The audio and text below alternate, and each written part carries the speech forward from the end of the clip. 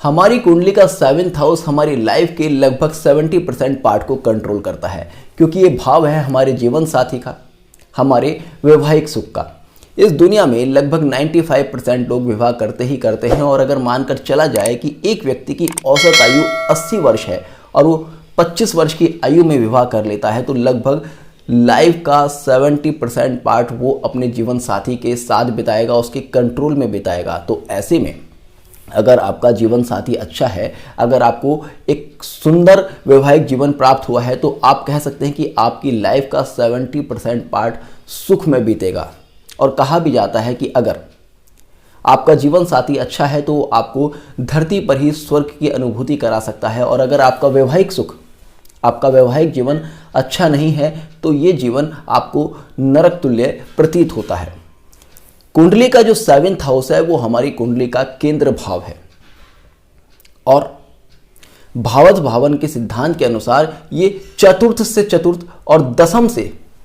दसम है, जिस कारण कि ये भाव अपने आप में और भी बहुत ज़्यादा महत्वपूर्ण हो जाता है। ये अकेला एक ऐसा भाव है जो आपको माता के समान प्रेम और पिता के समान संरक्षण प्रदान करने वाला भाव है, क्योंकि इस भाव में आपके माता और पिता दोनों की क्वालिटी होती है जो कि आपको पालन और संरक्षण दे सकते हैं।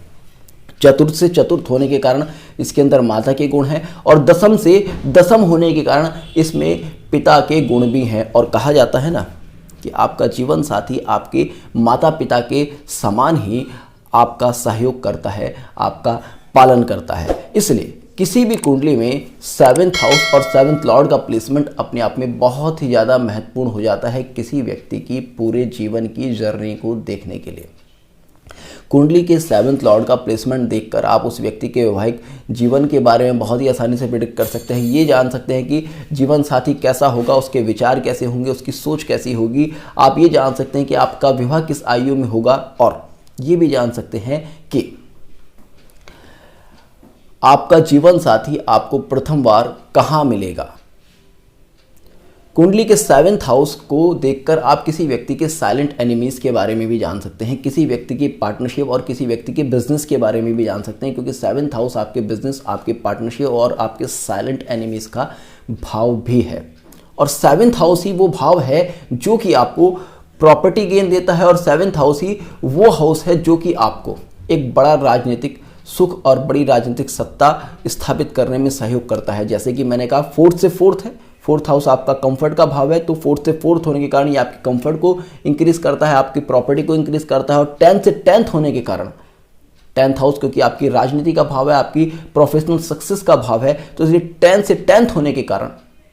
ये आपकी सक्सेस में भी 4 चांद लगा देता है। और शायद इसलिए एक कहावत बनी है कि हर सफल व्यक्ति के पीछे एक महिला का हाथ होता है, और एक हर सफल महिला के पीछे एक पुरुष का हाथ होता है। क्योंकि अगर आप पुरुष हैं तो आपका 7th हाउस आपकी वाइफ है, और अगर आप महिला हैं तो आपका 7th हाउस आपका हस्बैंड है। और दसम से दसम होने के कारण आपके पिता के गुण भी आपके 7th हाउस में होते हैं। तो आज की इस वीडियो में हम जब किसी व्यक्ति का 7th लॉर्ड उसकी कुंडली के किसी भाव में बैठता है तो वो किस तरह के प्रभाव देता है, इसी पर बहुत ही डिटेल में डिस्कस करने वाले हैं। 7th लॉर्ड जब किसी व्यक्ति का लगन में बैठेगा तो केंद्र का स्वामी क्योंकि केंद्र में बैठा है, तो यहाँ पर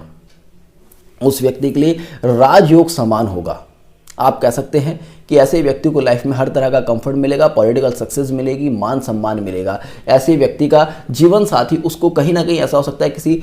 जिम वगैरह में मिल जाए, या कोई व्यक्ति पार्क में घूमने गया या वर्कआउट कर रहा था तो वहाँ पर उसकी कोई पहली मीटिंग हो जाए, या ऐसे किसी स्थान के आसपास पहली मीटिंग हो सकती है। ऐसे व्यक्तियों का विवाह अक्सर देखा गया है कि एक सही आयु में हो जाता है। बहुत ज़्यादा ऐसे लोगों को विवाह के लिए भटकना नहीं पड़ता कि एक अच्छा प्रपोजल नहीं मिल रहा, या एक अच्छा लड़का नहीं मिल रहा, एक अच्छी लड़की नहीं मिल रही। ऐसी समस्या कई बार ऐसे लोगों के साथ कम ही देखी गई है, और एक अर्ली एज में इन लोगों का विवाह होते हुए देखा गया है। साथ ही साथ इन लोगों की सेक्सुअल एनर्जी बहुत ही ज़्यादा होती है, क्योंकि 7th हाउस हमारी सेक्सुअल एनर्जी को भी कंट्रोल करता है, और जब लगन में ही बैठेगा तो वहाँ पर आपको सेक्सुअल एनर्जी बहुत अच्छी देगा। और 7 और 1 का जो संबंध है, ज्योतिष में कहा गया है कि ऐसे लोगों का जो जीवन साथी होता है वो कहीं ना कहीं पूर्व जन्म में भी इनका जीवन साथी रहा हो सकता है। सेवंथ लॉर्ड जब कुंडली के सेकंड हाउस में बैठता है तो ऐसे में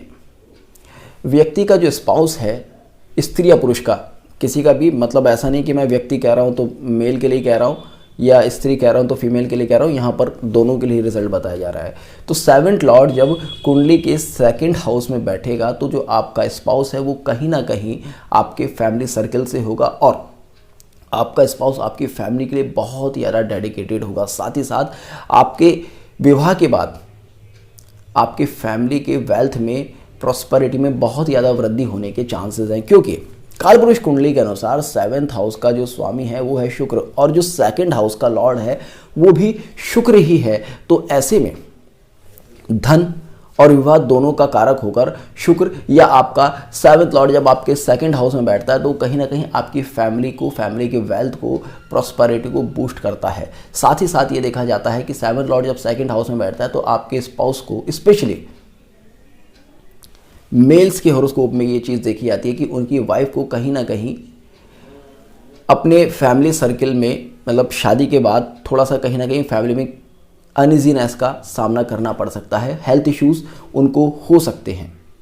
क्योंकि वो अपने से अष्टम भाव में चला जाता है। सेवंथ लॉर्ड जब कुंडली के सेकंड हाउस में बैठेगा और आप वहाँ से कैलकुलेट करेंगे तो जो सेकंड हाउस आता है वो वहाँ से अष्टम में आता है और जब वहाँ से अष्टम में आएगा तो हेल्थ इश्यूज देने के चांसेस होते हैं। और सेवंथ लॉर्ड जब सेकंड हाउस में बैठता है तो आप देखेंगे ऐसे लोगों को घर की फीमेल्स का बहुत ही ज़्यादा सपोर्ट मिलता है। ऐसे लोगों की लाइफ में फीमेल्स उनकी सक्सेस में बहुत ही बड़ा रोल प्ले करती हैं, चाहे वो मेल हो या फीमेल हो। फीमेल हॉरोस्कोप में उनकी बहन वगैरह और मेल हॉरोस्कोप में उनकी वाइफ या उनकी कोई बड़ी बहन, बुआ आदि बहुत ही अच्छे से कंट्रोल करती हैं और सक्सेस में एक बड़ा रोल प्ले करती हैं। सेवंथ लॉर्ड जब कुंडली के थर्ड हाउस में बैठता है तो ऐसा देखा गया है कि आपकी जो फर्स्ट मीटिंग होती है अपने स्पाउस से वो कहीं ना कहीं किसी कम्युनिकेशन फील्ड के द्वारा होती है। सोशल मीडिया पर हो सकता है आप मिल जाएं या हो सकता है किसी मैट्रिमोनियल साइट के थ्रू आप मिले, तो कहीं ना कहीं आप कह सकते हैं कम्युनिकेशन या सोशल मीडिया या इंटरनेट कहीं ना कहीं आपकी फर्स्ट मीटिंग में बहुत ही बड़ा रोल प्ले कर सकता है। और साथ ही साथ सेवंथ लॉर्ड अगर आपके थर्ड हाउस में बैठेगा तो ये भी देखा गया कि आपका जो स्पाउस है वो कहीं ना कहीं आपके फ्रेंड सर्कल से भी आ सकता है। हो सकता है कि आपका फ्रेंड, उससे आपने लव मैरिज कर ली या फिर फैमिली में बात चली होगी भाई ये लड़का जो है इसका फ्रेंड है और देखने में बहुत अच्छा भी है, ये लड़की इसकी फ्रेंड है और देखने में बहुत अच्छी भी, अच्छी फैमिली से है, इनकी शादी कर देते हैं। इस तरह की कंडीशन भी हो सकती है। सेवंथ लॉर्ड जब थर्ड हाउस में बैठता है तो यहाँ पर एक्स्ट्रा मैरिटल अफेयर के चांसेस भी बहुत ज़्यादा बनते हैं। अक्सर ऐसा देखा गया कि सेवंथ लॉर्ड जब कुंडली के थर्ड हाउस में बैठता है तो ऐसे व्यक्ति के अपने किसी फ्रेंड सर्किल में किसी पर्सन से या फिर अपनी ही साली से या अपने ही देवर से किसी से कोई संबंध होने के चांसेस बन सकते हैं। सेवंथ लॉर्ड जब थर्ड हाउस में बैठता है तो आप देखेंगे ऐसे लोगों का स्पाउस फाइनेंशियल ट्रांजैक्शन में, बिजनेस एक्टिविटीज़ में बहुत ही एक्सपर्ट होता है, मास्टर होता है। सेवंथ लॉर्ड जब कुंडली के फोर्थ हाउस में बैठता है तो ऐसे लोगों का जो स्पाउस होता है वो कहीं ना कहीं उनकी मदर साइड से होता है, माता के किसी रिश्तेदारी में होगा या फिर ऐसा हो सकता है कि आपकी जो फर्स्ट मीटिंग हो रही है वो कहीं किसी होटल में हो जाए या फिर किसी पार्क में होए या कोई आप गार्डनिंग पर गए हैं वहाँ हो सकती है या ट्रैवलिंग पर भी आपकी मीटिंग हो सकती है। या ऐसा हो सकता है कि जो फर्स्ट मीटिंग आपने फिक्स की है उसके लिए ये चांसेस हो सकते हैं। साथ ही साथ सेवंथ लॉर्ड जब कुंडली के फोर्थ हाउस में बैठता है तो ऐसे लोग सेक्सुअल थॉट्स बहुत ज़्यादा रखते हैं, इनकी इमेजिनेशन में सेक्स ही सेक्स चलता रहता है, अक्सर ऐसा देखा गया है। सेवंथ लॉर्ड जब कुंडली के फोर्थ हाउस में बैठता है तो यहाँ पर आपके कंफर्ट को, आपकी प्रॉपर्टी को, आपके प्रोफेशन को बहुत ज़्यादा बूस्ट कर देता है, क्योंकि केंद्र का स्वामी केंद्र में बैठेगा और फोर्थ हाउस जो है आपकी प्रॉपर्टी का, आपके कंफर्ट का है। तो ऐसे में शादी के बाद इन लोगों का कंफर्ट, प्रॉपर्टी वगैरह बहुत ज़्यादा बढ़ जाती है और वहाँ से दृष्टि देगा फिर एक केंद्र में देगा, यानी कि आपके दसम भाव में देगा, तो यहाँ पर आपके प्रोफेशन को और आपके सोशल स्टेटस को बहुत ज़्यादा इंक्रीज कर देगा। तो कह सकते हैं कि सेवंथ लॉर्ड जब कुंडली के फोर्थ हाउस में बैठता है तो यहाँ पर ये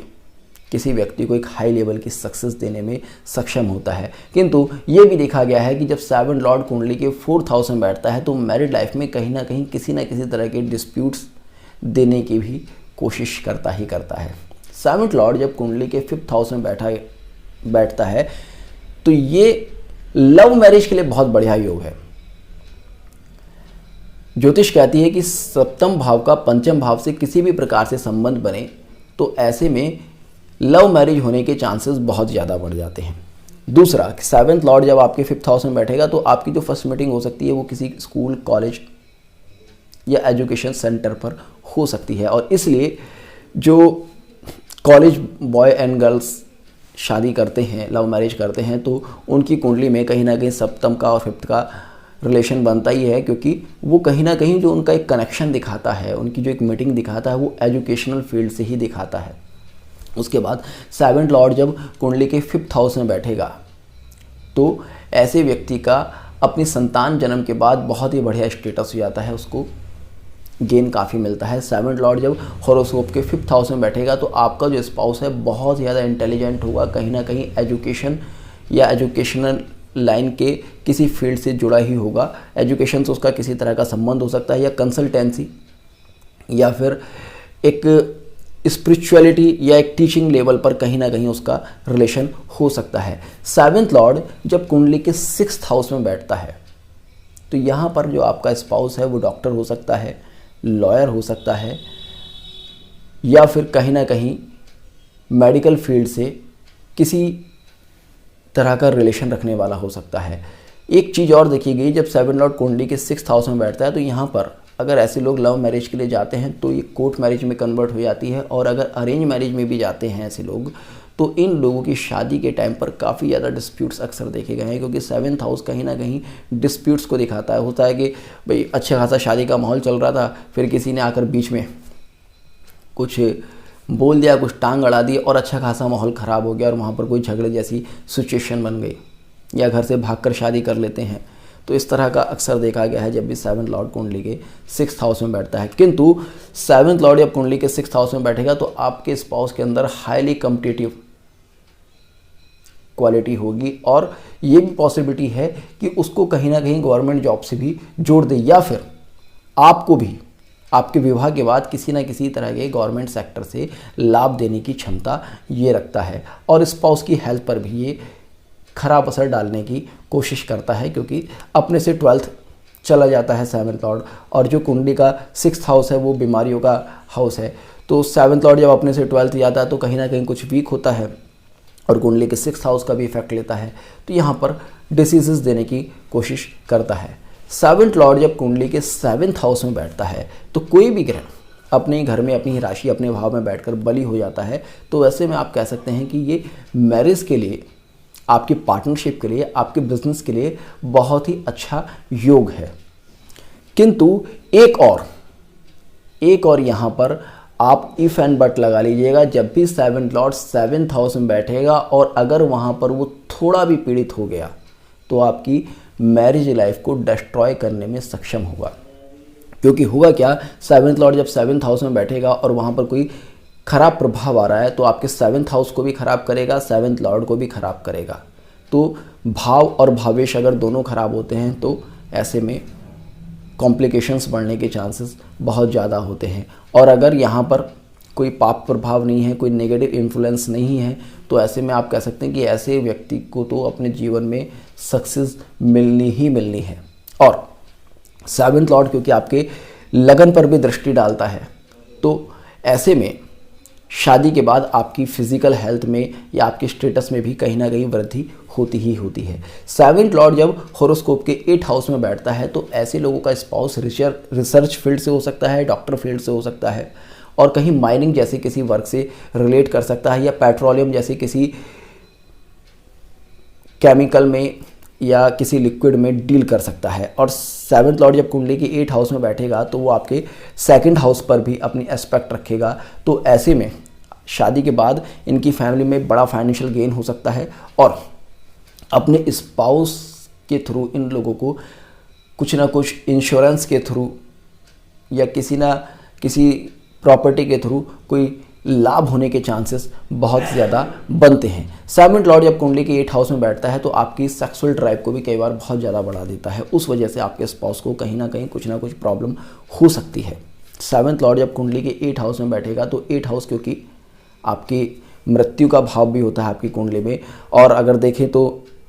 स्पाउस के लिए उसकी फैमिली का हाउस होता है, तो ऐसा भी होता है कि फैमिली तो बहुत बढ़िया है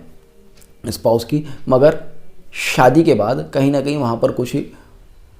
एक्सीडेंट होने के या फिर किसी फैमिली में किसी की डेथ वगैरह होने की या फैमिली में किसी को एक मृत्यु तुल्य कष्ट आने के चांसेस भी हो सकते हैं। 7th लॉर्ड जब कुंडली के 9th हाउस में बैठेगा तो यहाँ पर जो आपकी फर्स्ट मीटिंग हो सकती है अपने स्पाउस के साथ, वो हो सकती है किसी टेम्पल में। अक्सर लोग करते हैं ना भाई, लड़का लड़की को मिलाने के लिए एक मंदिर ले आते हैं जो फर्स्ट मीटिंग करते हैं, तो उस तरह के चांसेस हो सकते हैं, या फिर किसी कॉलेज में या बड़े एजुकेशनल इंस्टीट्यूट में चांसेस हो सकते हैं। और 7th लॉर्ड जब कुंडली के 9th हाउस में बैठेगा तो आपका spouse highly spiritual, highly educated और बहुत ही बड़े मॉरल्स को अपनी लाइफ में फॉलो करने वाला होगा। उसका जो स्टेटस होगा वो कहीं ना किसी डॉक्टर का या किसी टीचर का इस तरह का स्टेटस होगा, और उसको सोसाइटी में बहुत ज़्यादा नेम फेम और बहुत ज़्यादा रेस्पेक्ट प्राप्त होती है। 7th लॉर्ड जब 9th हाउस में बैठता है तो आप देखेंगे ऐसे लोगों की लव मैरिज भी बहुत ज़्यादा अक्सर देखी गई है, या फिर ऐसा भी हो जाता है कि 7th लॉर्ड जब 9th हाउस में बैठता है कि आपके घर के कोई गुरुजी हैं और गुरुजी ने आपकी ज़बरदस्ती शादी करा दी, या गुरुजी का कोई दूसरा भक्त है उससे आपके संबंध बनवा दिए, इस तरह की संभावना होती है। 7th लॉर्ड जब कुंडली के 10th हाउस में बैठता है तो ऐसे में आपके स्पाउस का सोशल स्टेटस, पॉलिटिकल स्टेटस बहुत ज़्यादा इंक्रीज़ कर देता है। बहुत बड़े चांसेस होते हैं कि 7th लॉर्ड जब कुंडली के 10th हाउस में बैठता है तो आपका स्पाउस कहीं ना कहीं गवर्नमेंट जॉब में हो या फिर एक पॉलिटिकल फैमिली से बिलोंग करता हो, और आपकी जो फर्स्ट मीटिंग होती है हो सकता है ये चांसेस होते हैं कि किसी वर्क प्लेस पर ही हो। और ये भी पॉसिबिलिटी है जब 7th लॉर्ड 10th हाउस में बैठता है तो हस्बैंड वाइफ दोनों का प्रोफेशन सेम हो, सेम ऑफिस में वर्क करते हों या सेम एजुकेशन हो और वहाँ उनकी शादी हो जाए। 7th लॉर्ड जब कुंडली के 11th हाउस में बैठता है तो ऐसे में आपके स्पाउस को मनी माइंडेड बना सकता है, और ऐसे लोगों के अंदर सेक्स को लेकर, ऐसे लोगों के अंदर बिजनेस को लेकर, ऐसे लोगों के अंदर फाइनेंशियल ट्रांजैक्शंस को लेकर, पैसा कमाने को लेकर कहीं ना कहीं एक हिडन डिज़ायर रहती है। इन लोगों का जो पूरा फोकस होता है पैसे कमाने पर होगा, यंग एज में सेक्स के ऊपर होगा, पैसे के लेन देन के ऊपर होगा, क्योंकि 11th हाउस हमारी हिडन डिज़ायर को, अनकम्प्लीट डिज़ायर को भी इंडिकेट करता है, और 7th लॉर्ड 11th हाउस में बैठकर इन डिज़ायर्स को बूस्ट कर देता है। 7th लॉर्ड जब कुंडली के 11th हाउस में होगा तो आपका स्पाउस बिजनेस में और बैंकिंग एक्टिविटीज़ में बहुत ही बढ़िया हो सकता है। 7th लॉर्ड जब कुंडली के 11th हाउस में बैठता है तो यहाँ पर ये चांसेस होते हैं कि ऐसे व्यक्ति के, स्पाउस के या उस व्यक्ति के खुद के अपने वर्क प्लेस पर कोई एक्स्ट्रा मैरिटल अफेयर हो सकते हैं। 7th लॉर्ड जब कुंडली के 12th हाउस में बैठता है तो आपका स्पाउस आपके बर्थ प्लेस से या नेटिव प्लेस से कहीं बहुत दूर हो सकता है, या आपकी शादी पता चला कि आप इंडिया में रहते हैं विदेश में हो गई, या इंडिया में ही बहुत दूर हो गई जहाँ पर आने जाने के लिए आपको बहुत ज़्यादा एक लंबी जर्नी करके जाना पड़ रहा है। और 7th लॉर्ड जब कुंडली के 12th हाउस में बैठता है तो आपका स्पाउस बहुत ज़्यादा स्पिरिचुअल हो सकता है, आध्यात्मिक हो सकता है। और 7th लॉर्ड जब कुंडली के 12th हाउस में बैठता है तो आपके स्पाउस को हेल्थ इश्यूज़ दे सकता है,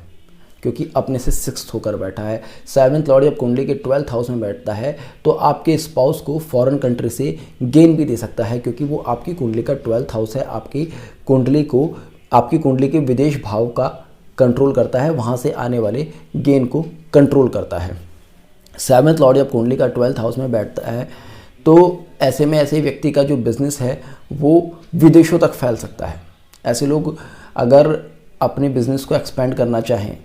तो बहुत आसानी से कर सकते हैं, कुछ भी ऐसा बिज़नेस डाल सकते हैं जिससे कि उनको विदेश में एक्सपोर्ट इंपोर्ट करना पड़े। 7th लॉर्ड जब कुंडली के 12th हाउस में बैठता है तो आपके स्पाउस का एक कनेक्शन कहीं ना कहीं मेडिकल फील्ड से हो सकता है, क्योंकि 12 भाव हॉस्पिटल का भाव भी है, और 7th लॉर्ड आपका स्पाउस है तो आपके स्पाउस का एक हॉस्पिटल इंडस्ट्री से कहीं ना कुछ कनेक्शन दे सकता है। 7th लॉर्ड जब कुंडली के 12th हाउस में बैठता है तो यहाँ पर आपकी मैरिड लाइफ में कहीं ना कुछ इशू भी देता है। कई बार ऐसे लोगों के एक्स्ट्रा मैरिटल अफेयर हो जाते हैं या डाइवोर्स तक भी ये ले जाता है, क्योंकि अपने से 6 बैठा है जो कि कोर्ट कैशरी या लीगल डिस्प्यूट्स को दिखाता है। और एक्स्ट्रा मैरिटल अफेयर्स की वजह से भी लोगों की मैरिड लाइफ को ख़राब करने में सक्षम होता है। 12th हाउस को आपके सैया सुख का भाव भी कहा गया है। तो ऐसे में जब 7th लॉर्ड 12th हाउस में बैठता है ना, तो कहीं ना कहीं लोगों के अंदर सेक्स के प्रति रुझान कई बार ज़्यादा बढ़ जाता है, या फिर एक्स्ट्रा मैरिटल अफेयर्स के प्रति रुझान कई बार ज़्यादा बढ़ जाता है, तो उस वजह से भी डिस्प्यूट्स हो सकते हैं। तो इस तरह से आपका 7th लॉर्ड आपकी कुंडली के किस भाव में बैठा है, आप ये देखकर व्यक्ति का फलित कर सकते हैं, अपनी लाइफ के बारे में जान सकते हैं। तो होपफुली आपको आज का ये वीडियो पसंद आया होगा। तो जुड़ेगा एस्ट्रो सूत्र के साथ, मिलते हैं नेक्स्ट वीडियो में। तब तक के लिए जय हिंद, जय भारत।